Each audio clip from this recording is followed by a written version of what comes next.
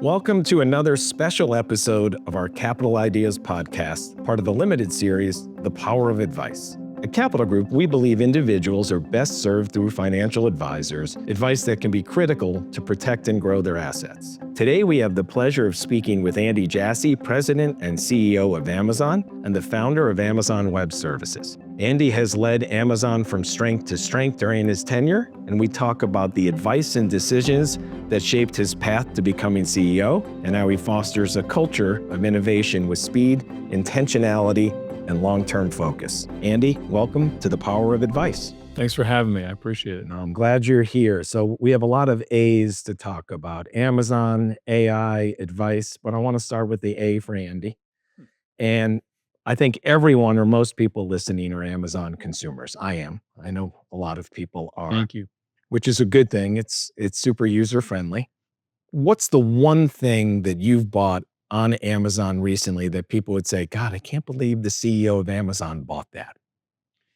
I don't know if I've bought anything that's surprising. Maybe Ruffles potato chips every Sunday. During the football season, I have three friends who grew up in New York, who moved to Seattle around the same time I did.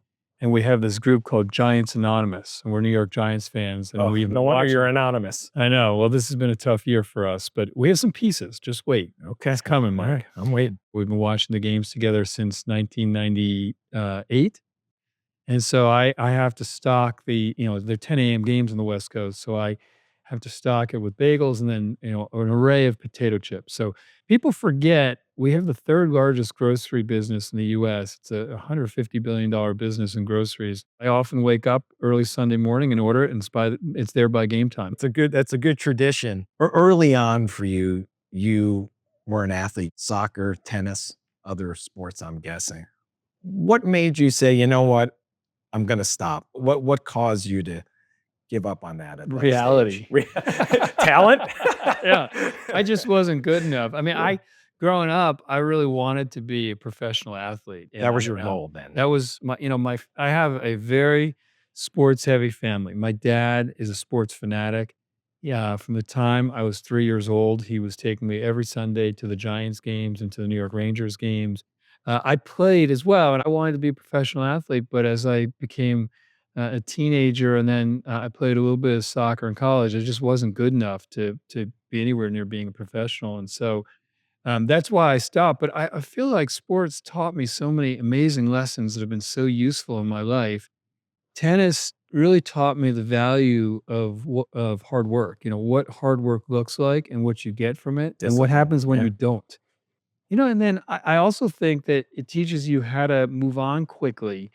You can have your best win of the year at 9 a.m. on a Saturday, have lunch, and go out and play a match at 2 p.m. and it's all gone. You lose to somebody you shouldn't, and you play terribly. It's totally different from the morning, and so you have to learn. When things go well, you have to move on because you have another match to play. And when you don't win, which is most of the time, you also have to find ways to get back up and to move on and turn the page and keep moving and take the good from the experiences. And so I just feel like sports has been incredibly impactful in my life. I wasn't good enough to be a pro, but I'm glad I had the chance to do it. So you've tried a bunch of things, and before you got to Amazon, sportscaster, maybe paralegal, investment banking. Is there anything you didn't try that you look back and said, I wish that was one of the things on the list that I did try? Well, I did. I tried so many things, and it wasn't really by design. I just didn't know what I wanted to do, and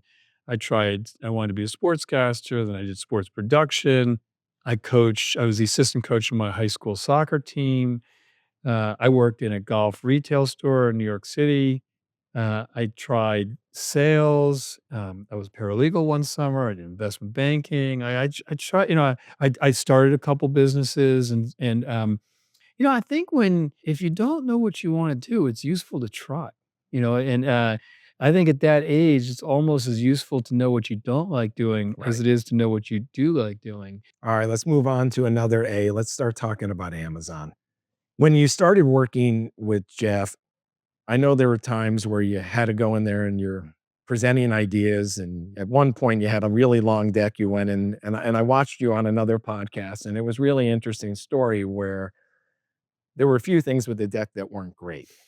So whether it was the accuracy or whether it was the length, it wasn't the best deck you'd ever presented, Mhm. but you had a good story behind it. Can you share that with us a bit? Yeah, at the time I was co-leading our marketing team, and we this was before we moved away from PowerPoint to doing narratives, and we had about a I don't know, maybe a 180-page PowerPoint presentation. Super long deck. Crazy, and it wasn't that unusual at that time. No, I mean, people that It was marketing for the whole company, and so and the meeting was a 6-hour meeting, and it was our operating plan, and the plan was I was supposed to present the first 80 of these, and then my partner, I was supposed to do the next 80, and I was about 6 or 7 slides in, and I started to present a slide on customer retention, and Jeff interrupted and said, "All the numbers on this slide are wrong." And I said, Why do you say that?" And he started to go through a couple of the numbers. And you know, when someone is like, when you have something wrong and someone starts to dissect it and you realize, uh-oh, there was that moment, yeah, like, oh yeah, it's right. wrong. Like as he was talking, I realized he's right. And so he got done. I said, "You're right. The numbers are wrong." And he said, "Well, why should I trust anything I hear the rest of this presentation?" And I said, "Well, I hope you will, because we have like 173 more slides to this deck." If So you didn't like what you saw on page 3, I got there's 170. there's a lot more coming. And we got through the presentation, and I would not say it went well, and it wasn't as bad as that the whole time, but there were all sorts of things we didn't get quite right.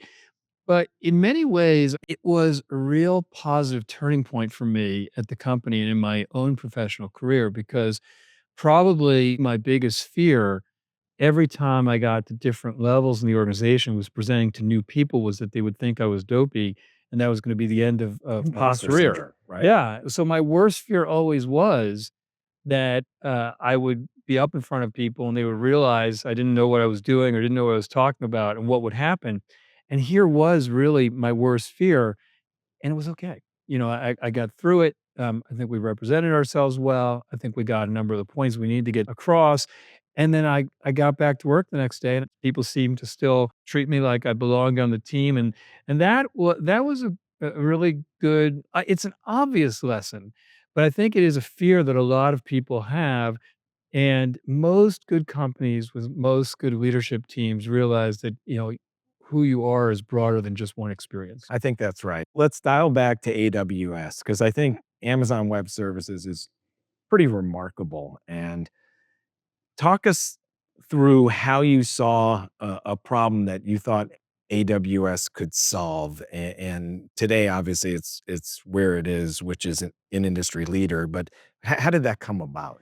Well, interesting, just following on the story I was just telling, a year later, Jeff Bezos, our founder and CEO at the time, asked me to be what he called, at the time, his shadow, which really was most closely akin to a chief of staff role.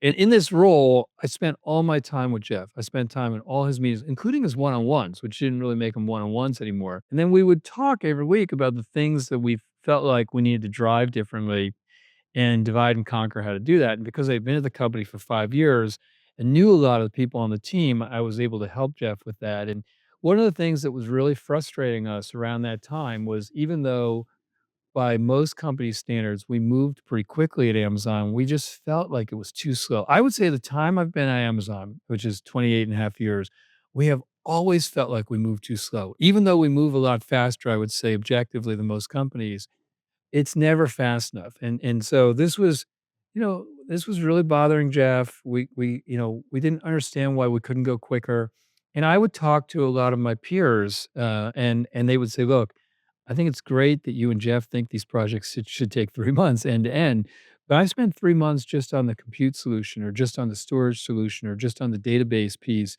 and all my peers are doing the same thing. We're all recreating and reinventing the wheel.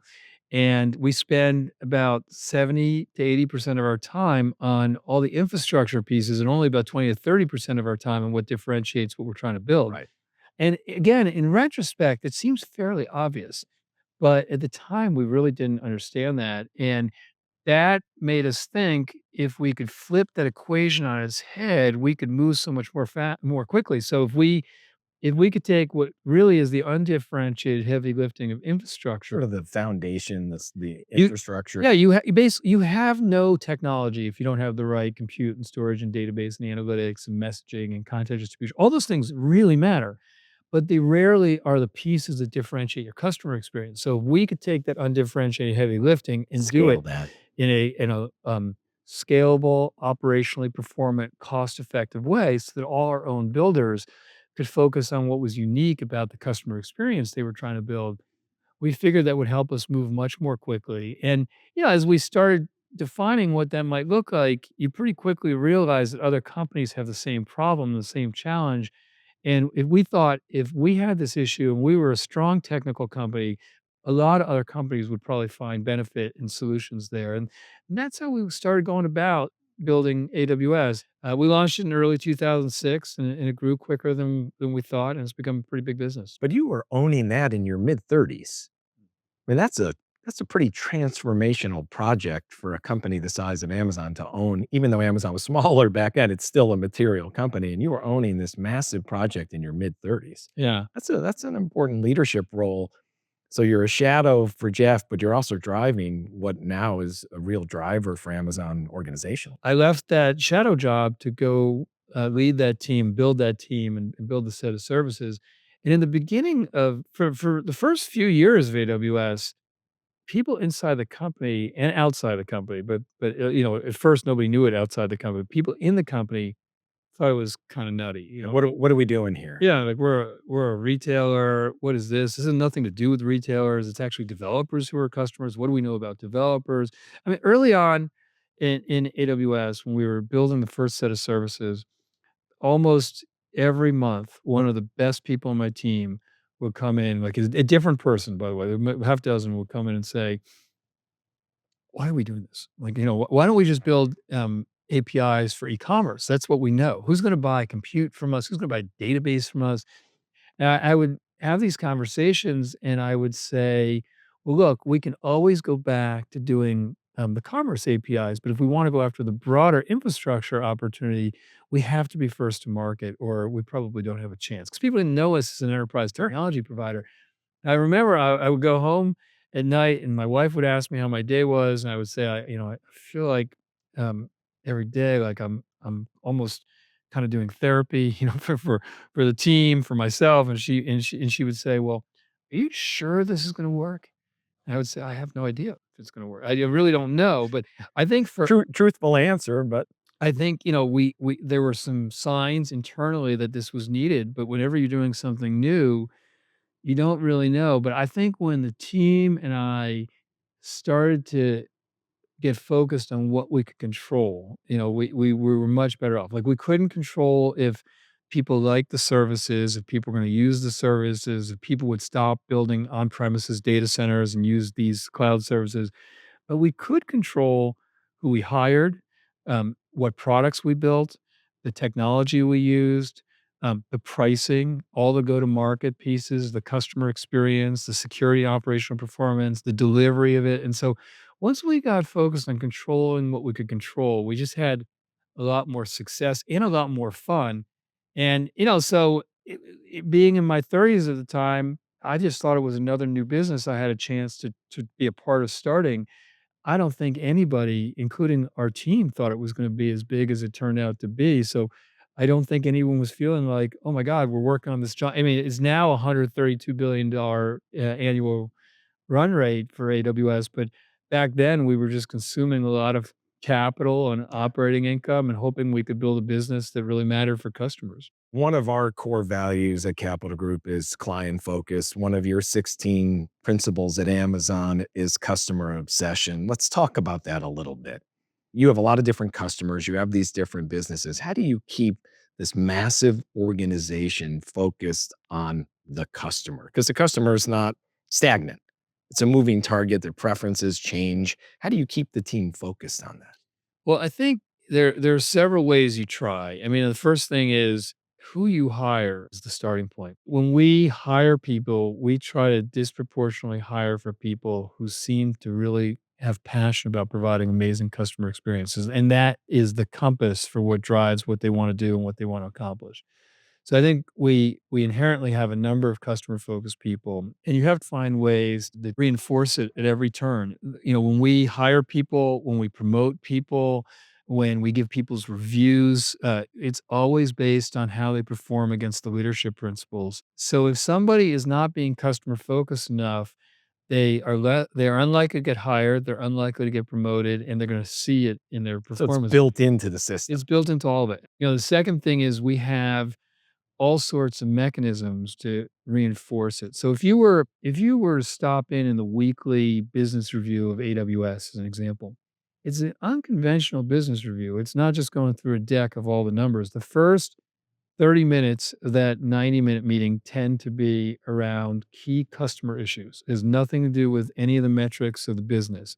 It's around what are the key issues that we're seeing customers face, and the leaders in that meeting, if there's something that looks wrong, the leaders effectively tell the team to stop what they're doing, drop it, and go fix it. And sometimes even just leave that meeting and go fix it. And that is very clear when you model the behavior that you want and you're teaching people the expectations. If you're constantly reinforcing that what matters most is the customer experience, you start to get everybody in the organization to behave that way. And then, the way we build products is also instructive of this, which is we won't write code until we work on these working backwards documents, which are a press release and a frequently asked questions doc. And the press release is intended to write out if we built this product, why will people find it remarkable? Because a lot of times these products take twists and turns, and you get to the press release, the real press release, and you ask yourselves, like, why do we think anyone was going to care about this product? So you're starting with the why before you get to the how. Exactly. We start with like, what is this that we're building and why will people care about it? And we argue with one another and debate. This doesn't matter for customers that much. Is it moving the needle? Is it really what customers want? Right. These are all parts of trying to reinforce that what matters most is what you build for customers. And like you say, leading by example, starting those meetings with the customer first, you're going to get to that customer outcome. I think that's a great way to do it. Let's transition to AI. Everyone wants to discuss it for obvious reasons. You've said before it is likely the most transformative technology in our lifetimes. And I don't disagree with you. But why do you think that? Because the technology is so powerful, enables you to do things that you haven't been able to do before. And so if you look at today, if you look at what's happened with AI, it's been incredibly good. Now I'll say this generation of AI, AI has happened, been happening for 25 years, but with transformers and generative AI, it's allowed you to take giant swaths of information that's been all over the place and time consuming, and very quickly be able to pull that data together, to be able to find needles in the haystack for what people are asking for, to summarize it, and then to fluently communicate back. And that is, that by itself has been very remarkable. You see that a lot in some of the chatbots, and Chat GPT has obviously been a runaway success, and things like Alexa Plus, which is our latest version of Alexa, or Rufus, which is our shopping assistant. These assistants where you can ask it a question instead of you having to kind of search all over the place and click on links, and it just takes the information you want and finds what you want, summarizes what, like, compelling. It also does it visually, by the way. If you look at our Thursday Night Football telecast, just the ability to look at all the data of all the formations of this team in prior games and be able to highlight in real time with a circle which players are likely to blitz the quarterback based on where they're lined up. That is I've seen that. That's it's pretty really cool. Yeah, interesting. that's Or interesting. to look at the pocket of a quarterback, with the offensive line and being able to predict and assess and then predict which pockets are healthy and which are about to collapse. Those are things that you just couldn't do quickly before without AI. Increasingly now you're starting to see AI, be able to take actions for you. So whether, look at how much coding today is being done when you tell AI, this is, a developer tells AI, here's what I want to actually accomplish. Today we have an agentic coding service called Curo, where you can tell Curo, here's what I'm building, here's what I want to build, here's the spec, go do the coding for me. As you're getting into this more advanced reasoning, you're able to do things like these frontier agents that we just launched, where You can point an AI agent at all your documentation, all the code you've built, the repository, and then show them the list of bugs, and initiatives you want to get done, and they can just go in and do the work. Like that's a different level of reasoning that you're starting to get to now with AI, and you're going to see over time just the intelligence and the capabilities of the reasoning and the sorting through how to get to trillions of combinations, which are the right ones. It's going to ultimately help us solve some of the worst health problems of our lifetime. It's going to Great. let us do material sciences and create. I mean, so it just the power of the data and the models as you can train it on more and more data, and as the reasoning gets better, it just changes what's possible. And there will be all sorts of things we learn along the way, and it won't be perfect, and some will be better than others earlier. And there'll be new jobs that people start to do, but it's going to be very different, in my opinion. Yeah, I totally agree with you. You talk about 5 years from now, drones and the delivery you're working on there.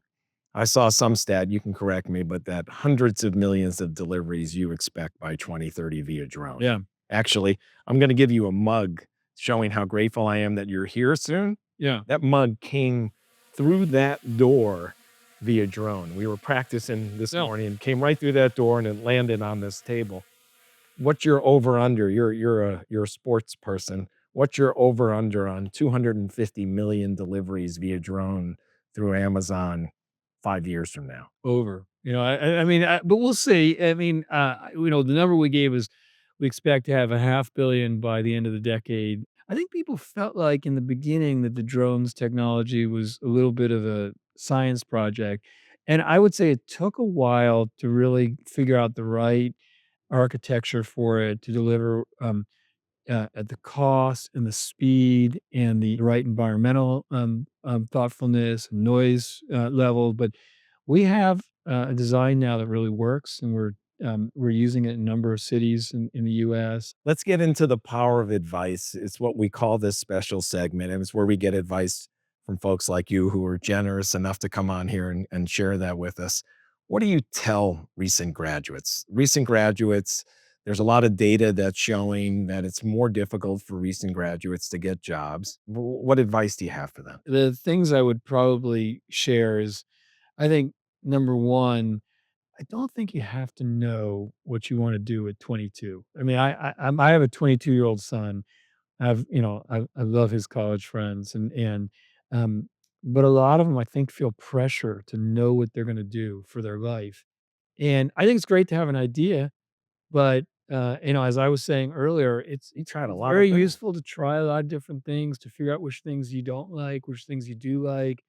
So I would, really encourage people to try things, not to be worried if you don't know exactly what you're going to do, to pick some paths and pursue them. You never know which things you're going to like. In my lifetime, I have not predicted the things that I have loved. I thought I was going to do sports. I would not have predicted that I would work on a set of technology infrastructure Right. services. I think the second thing is if you can get over the idea that every time you're being exposed to somebody new, that it's a pass fail referendum on your competence, you're going to be better off.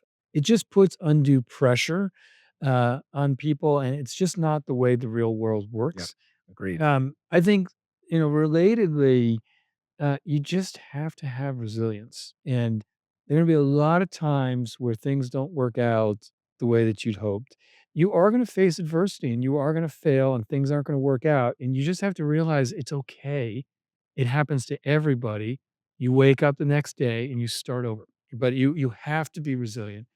I think another thing is I was talking with a young person in college the last week or so, very smart person, asking them about their what they wanted to do in the summer and maybe full time. And we're having this conversation, and they were rejecting certain things under the guise of, well, it's not really my dream job.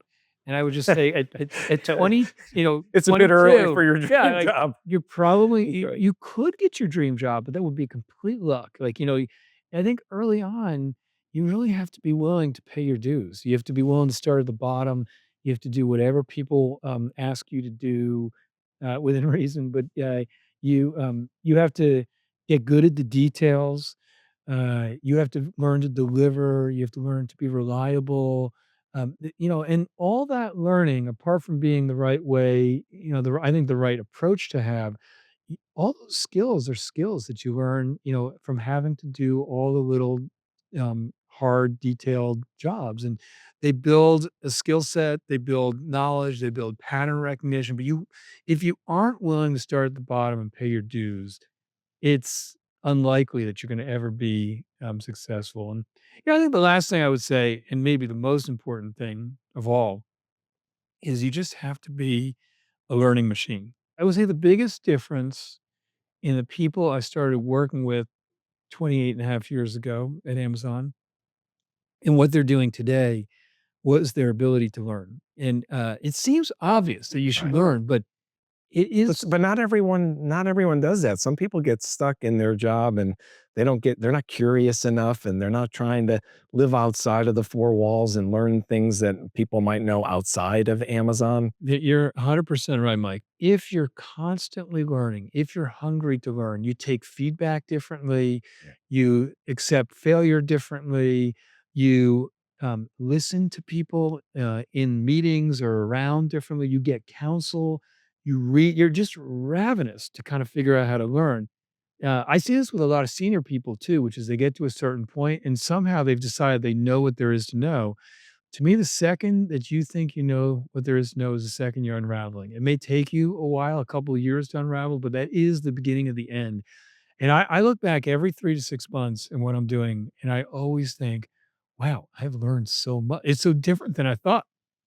And so I just think for young people, having that approach that you want to constantly be learning will help you get better and will help you get feedback that makes you better. Great. I'm going to finish us up with a handful of questions. We started with Andy. We're going to finish with Andy. Favorite tennis player? Current or past? Both.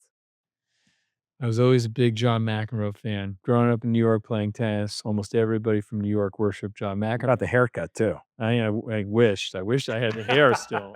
Close to a lot more than I got. And probably current, probably Alcaraz. I just love his enthusiasm and athleticism. He seems to love the sport. He's got a long runway as Yeah, well. Band you'd want to be a member of? Foo Fighters. It's my favorite band. It's hard to not love Dave Grohl and that whole band. They are, in my opinion, very underrated. I think that may be the best rock band of our lifetime. Chicken wings. How many can you eat in a city? I know you're into quality, not just quantity. What's your record?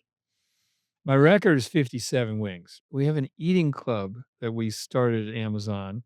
When we first got to Seattle, we didn't know anybody, so we used to go for buffalo wings every Tuesday night, and there were about a dozen of us at work that did this, and then we eventually turned that into a eating competition once a year. So it's a two-person competition, and I had 57 wings, and I really had difficulty standing when it was done. All right, fun. A leader outside of Amazon that you admire? I'd say my dad. My dad, he is, one of the very smartest people I know, incredibly insightful thinker. He has high integrity, he's humble, and he's very level-headed, and I have, looked up to him for a long time and try to emulate whatever I can. That's a great mentor to have. New York Giants 2026. How many wins? 7. I hope it's more, but I'll say Okay. 7 would be good progress. 7 would definitely be Yeah. progress. I'm going to end with the mug, the aforementioned mug. And we always end with the mug on the podcast we do with our own investment professionals. And it says obsessively grateful. And we ask folks, what are you grateful for? And I have a view that all of us, this is not a Capital Group and Amazon comment, it is a societal comment that we could have more gratitude. So what are you grateful for? And I'll give you this and we'll send it to you. We won't make Okay, you we won't thank make you. you I travel with it, appreciate it. but what are you grateful for? Gosh, I'm grateful for so many things. I see if I can kind of keep the list manageable. I mean, starting with my family. I grew up with amazing parents and great siblings. I have an unbelievable wife who's my best friend, and I would not be doing what I'm doing without her amazing 2 kids. One of the luckiest parts for me over time has been the friends I've made. I don't know how I got so lucky, but I have just an amazing group of friends who are almost like, siblings to me, and I get to see them a lot.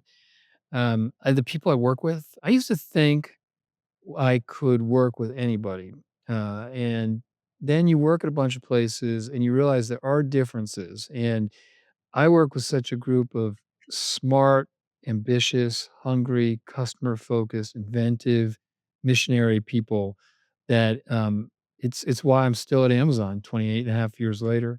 I feel grateful that I have my health. Like you always take it for granted until you don't have it and then you've got nothing.